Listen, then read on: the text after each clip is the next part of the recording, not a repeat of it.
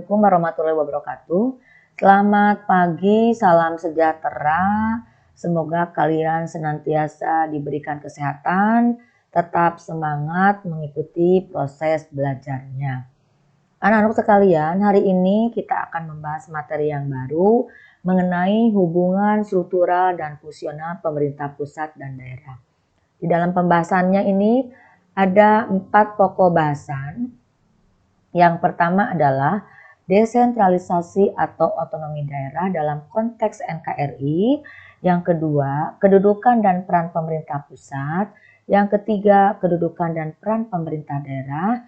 Dan yang terakhir, hubungan struktural dan fungsional pemerintah pusat dan daerah. Kita mulai dengan materi yang pertama, yaitu pengertian desentralisasi. Yang dimaksud dengan desentralisasi adalah proses penyerahan sebagian wewenang dan tanggung jawab yang menjadi urusan pemerintah pusat kepada badan-badan atau lembaga pemerintah daerah dengan tujuan agar urusan-urusan dapat beralih kepada daerah dan menjadi wewenang serta tanggung jawab pemerintah daerah.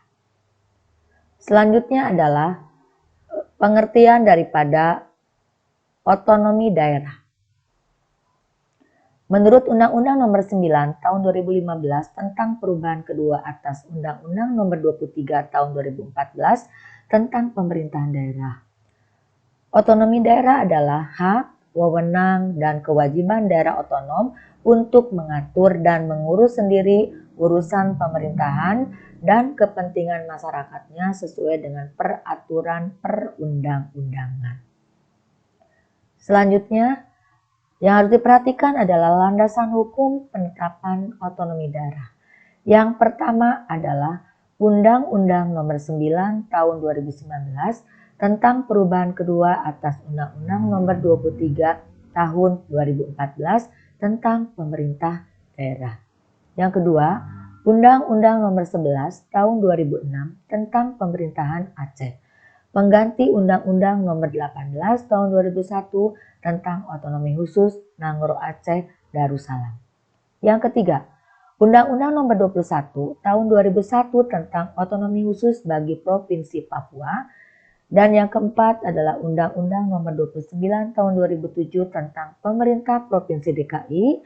Dan yang terakhir Undang-Undang Nomor 13 Tahun 2012 tentang keistimewaan Daerah Istimewa Yogyakarta.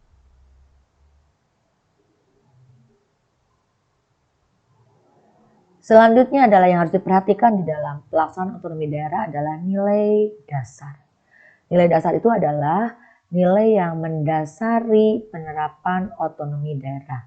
Yang pertama adalah nilai unitaris. Nah, diwujudkan dalam pandangan bahwa Indonesia itu merupakan negara kesatuan, jadi tidak mempunyai pemerintahan lain di dalamnya yang bersifat negara. Kemudian yang kedua, nilai dasar desentralisasi teritorial. Nah, ini bersumber dari Undang-Undang Dasar 1945 pasal 18. Di sana atau menurut pasal 18 bahwa pemerintah mewajibkan melaksanakan desentralisasi. Nah, itu yang menjadikan dasar penerapan otonomi daerah. Selanjutnya yang harus diperhatikan adalah dimensi otonomi daerah. Titik berat pelaksanaan otonomi daerah adalah pada daerah kabupaten dan kota dengan pertimbangan sebagai berikut. Dimensi politik, bahwa kabupaten dan kota dipandang kurang mempunyai fanatisme kedaerahan sehingga resiko timbulnya gerakan separatisme relatif minim. Kemudian yang kedua, dimensi administratif. Pelayanan kepada masyarakat relatif dapat lebih efektif. Dan yang ketiga, kabupaten dan kota adalah ujung tombak pelaksanaan pembangunan. Karena apa? Yang lebih tahu adalah daerahnya atau wilayahnya. Baik anak-anakku sekalian, selanjutnya adalah kita bahas tentang prinsip-prinsip pelaksanaan otonomi daerah. Yang harus diperhatikan yang pertama adalah prinsip kesatuan, Yang kedua adalah prinsip real dan bertanggung jawab. Yang ketiga, prinsip penyebaran. Yang keempat, prinsip keserasian. Dan yang terakhir, prinsip pemberdayaan. Prinsip persatuan ini adalah bahwa aspirasi perjuangan rakyat di dalam memperkokoh NKRI dan meningkatkan kesejahteraan masyarakat menjadi prioritas yang utama. Yang kedua adalah prinsip real dan bertanggung jawab, bahwa pemerintah daerah bertanggung jawab untuk mengatur proses dinamika pemerintahan sekaligus pembangunan daerahnya. Prinsip yang ketiga adalah prinsip penyebaran. Pemerintah daerah memungkinkan atau mendorong masyarakatnya untuk harus lebih kreatif di dalam membangun daerahnya. Prinsip yang keempat adalah prinsip keserasian dan terakhir adalah prinsip pemberdayaan.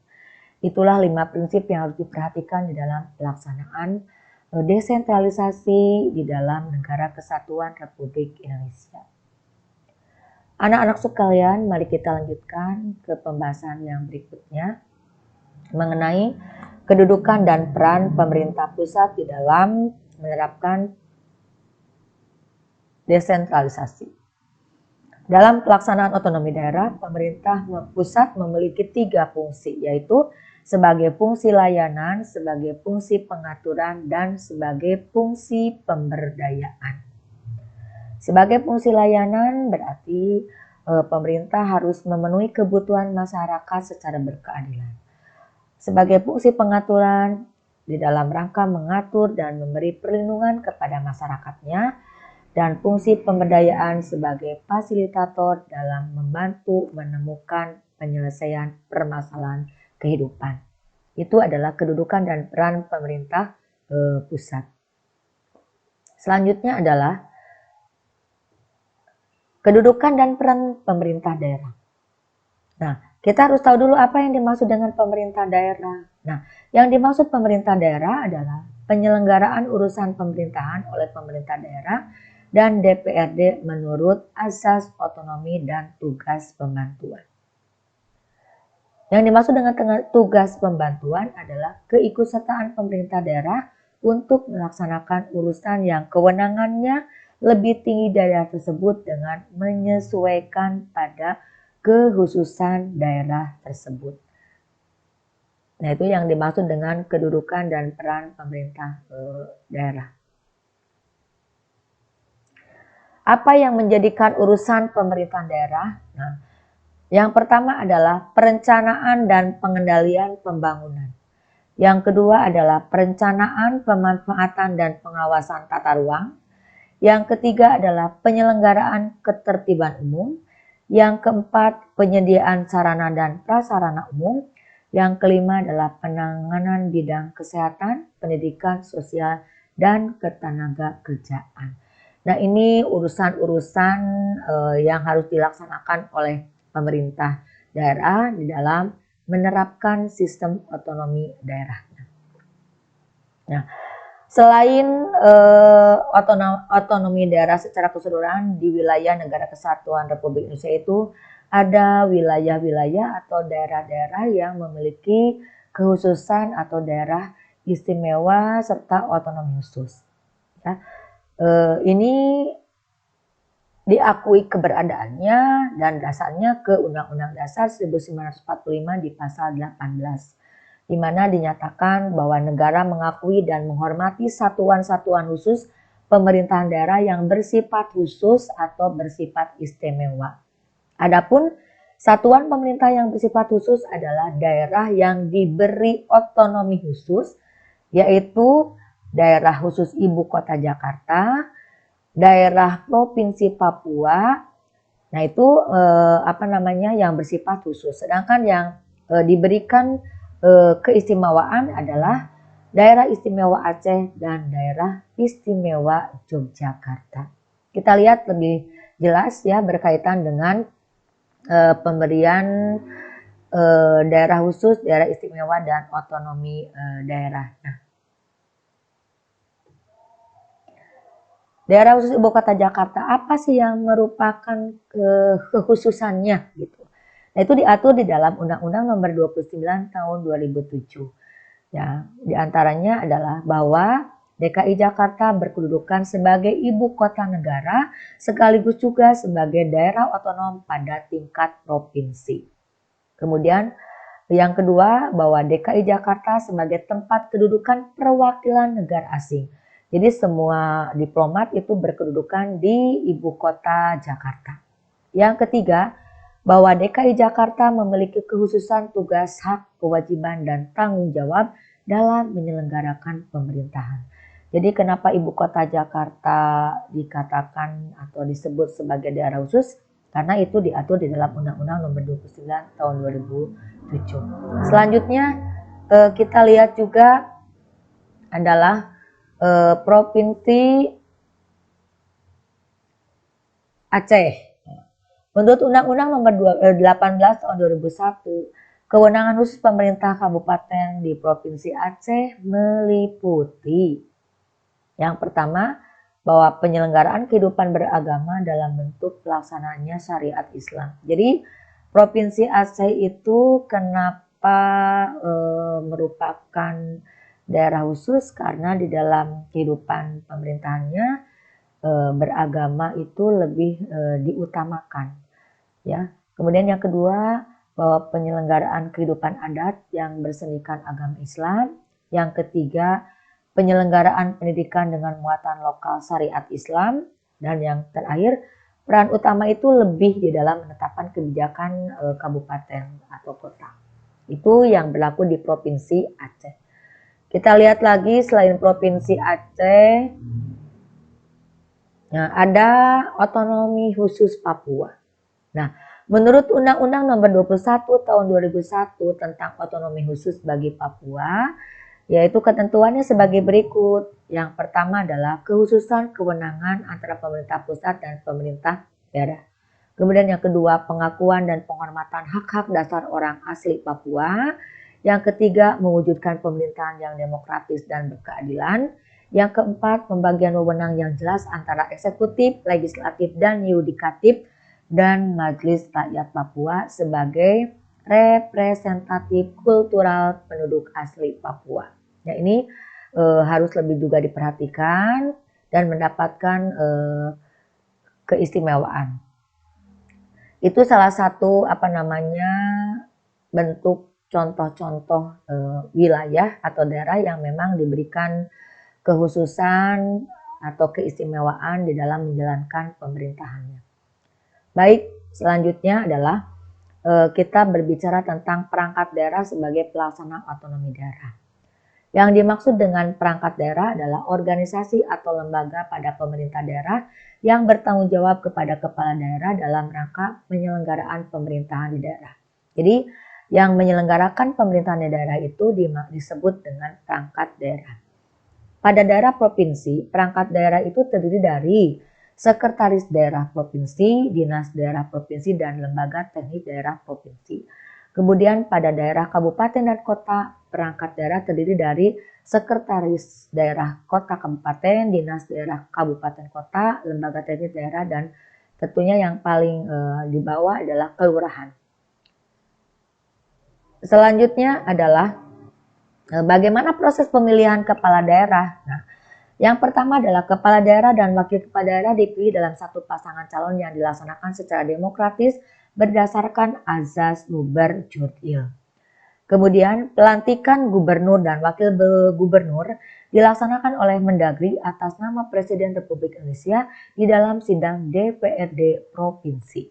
Dan yang ketiga, pelantikan bupati dan wakil bupati atau wali kota dan wakil wali kota dilaksanakan oleh gubernur atas nama Presiden Republik Indonesia di dalam sidang DPRD kabupaten kota. Nah, itu berbicara proses pemilihan kepala daerah.